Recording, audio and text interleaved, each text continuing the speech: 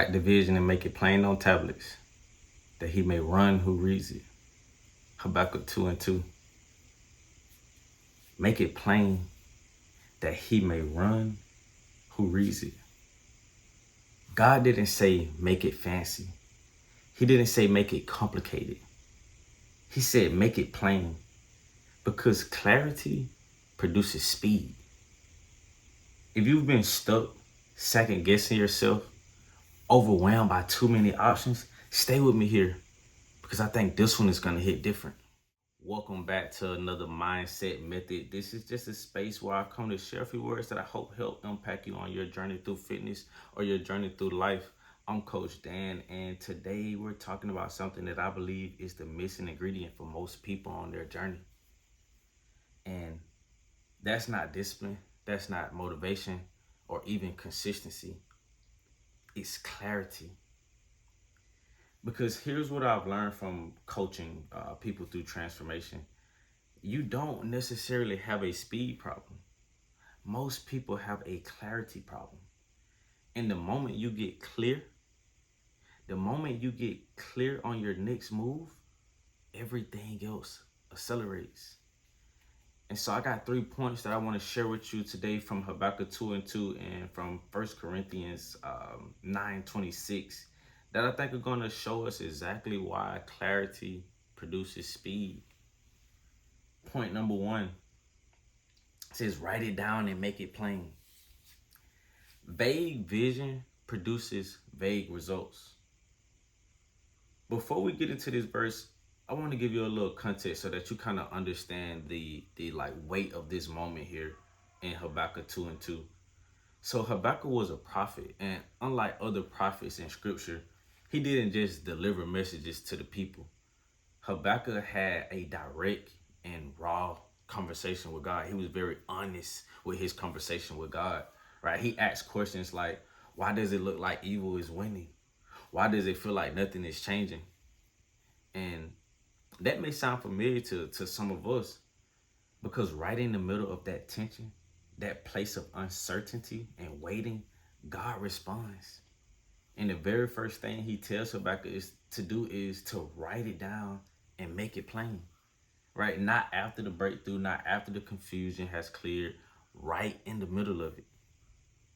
And this tells us something very important, that clarity isn't just something you wait to receive. It's something God calls you to pursue right in the middle of uncertain circumstances. Most people start a fitness journey with vague intentions. I want to get in shape. I want to feel better. I want to lose some weight. And then they wonder why they're spiraling out of control.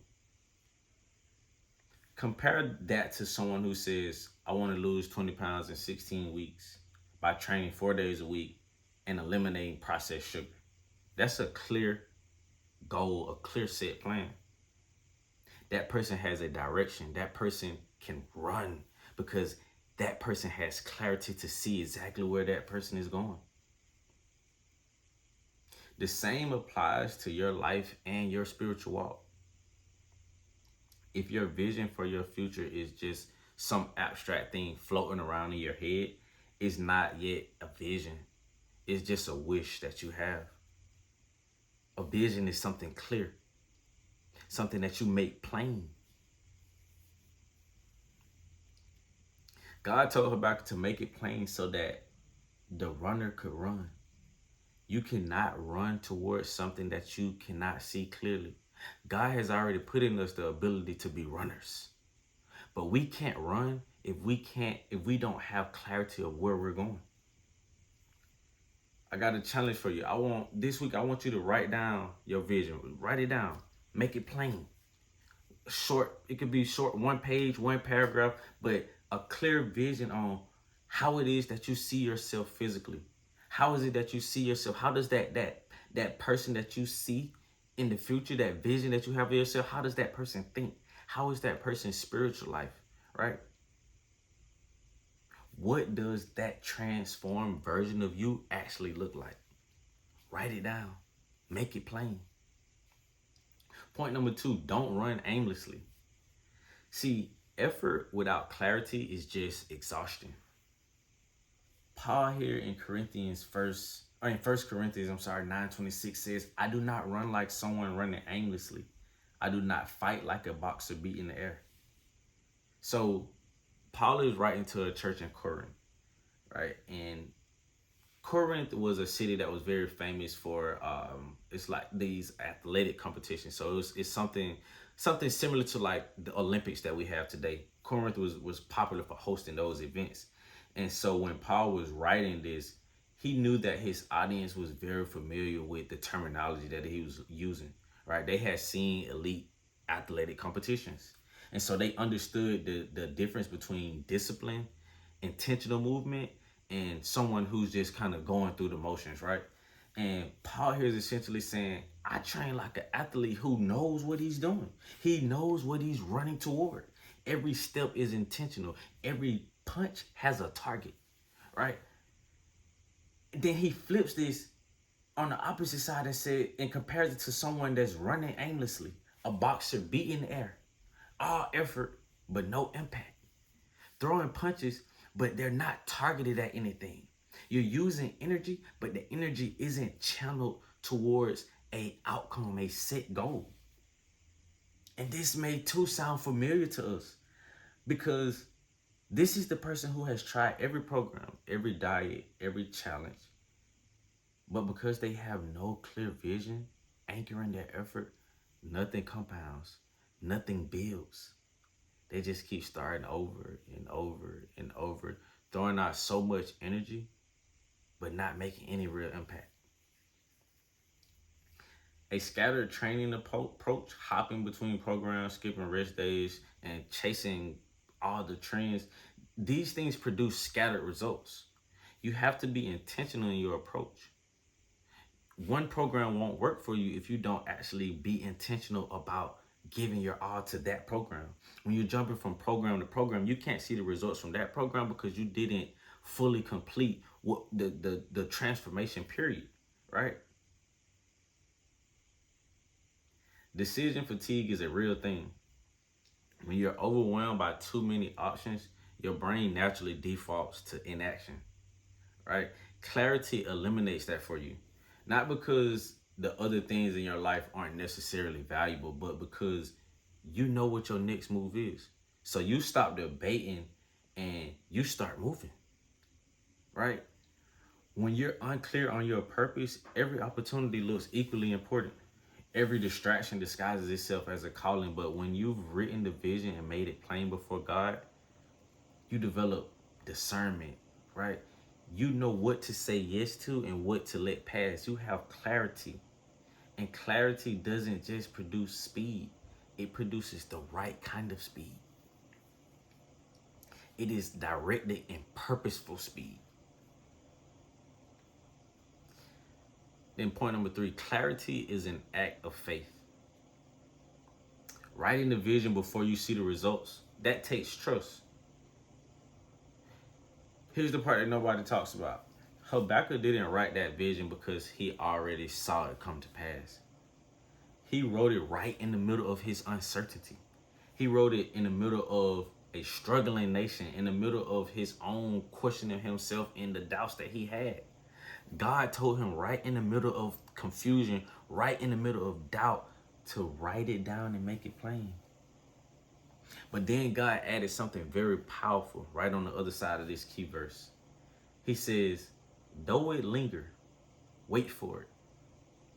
It will certainly come and will not delay.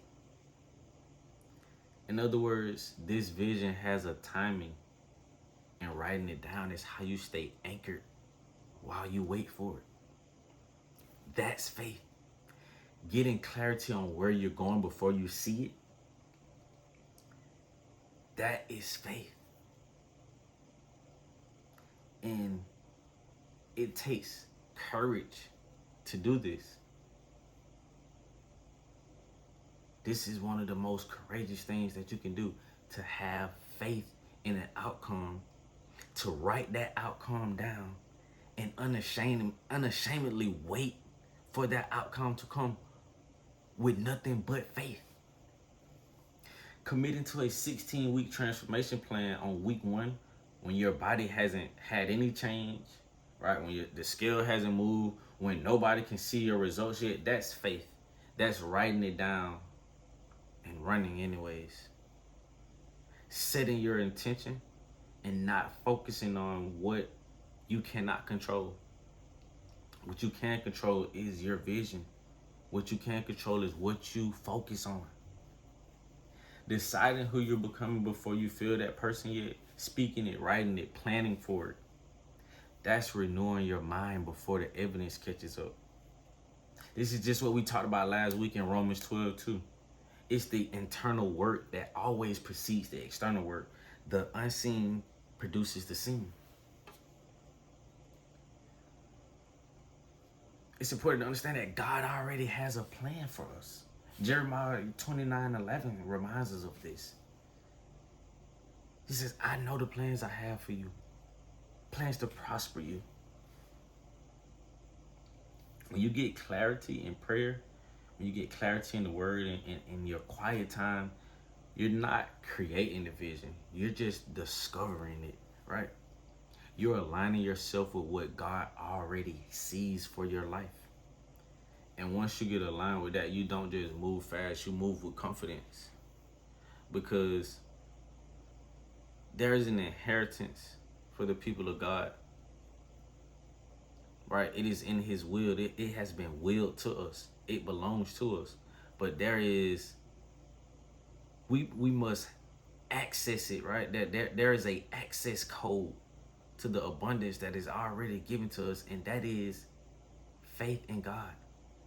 Aligning yourself with what has already been given to you, because you don't have to go out and find the blessings that has already been given, the plan that God has already set for you. You don't have to go out and try to create it.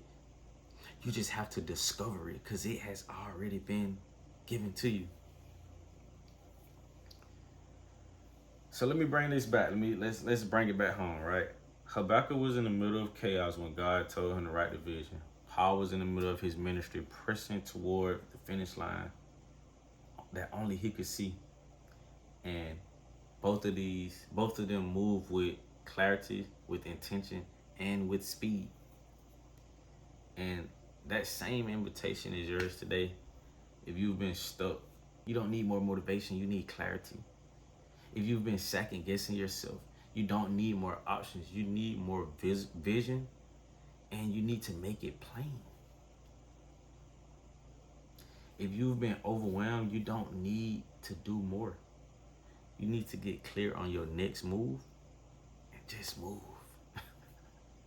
Habakkuk 2:2 doesn't say write the entire journey. It says write the vision and make it plain. Plain enough to run.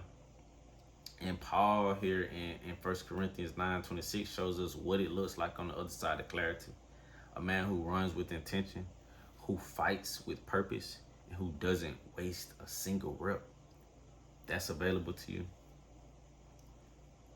But it starts with the decision to get clear, to write it down, to make it plain, and then run. So I want to share something with you, right? I was doing a little research and I found that humans have what is called binocular vision, right?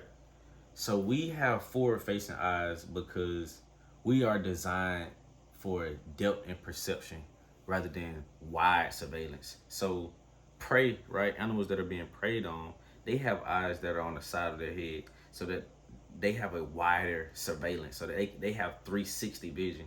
However, we have front-facing eyes. These allow us to focus on the same point simultaneously, right? This allows our brain to calculate depth and distance with precision.